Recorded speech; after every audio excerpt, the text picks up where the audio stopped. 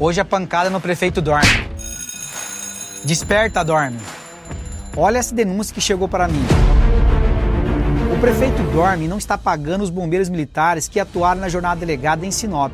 Desde julho, esses profissionais que enfrentaram o fogo, o perigo e o risco todos os dias não recebem um centavo pelas horas trabalhadas em apoio à Secretaria do Meio Ambiente. A lei é clara, R$50 por hora trabalhada. Eles cumpriram, trabalharam, protegeram nossa cidade, mas o prefeito não cumpriu. Isso é um desrespeito, é uma vergonha, é um completo descaso quem coloca a vida a serviço da população. Acorda, prefeito dorme, pague o que deve. Esses homens e mulheres merecem respeito e não calote. Eu faço aqui um compromisso. Vou cobrar explicações formais da Prefeitura e da Secretaria de Meio Ambiente. Não vou parar até que seja regularizado, porque quem protegeu Sinop com coragem não pode ser tratado dessa forma. Acorda, dorme.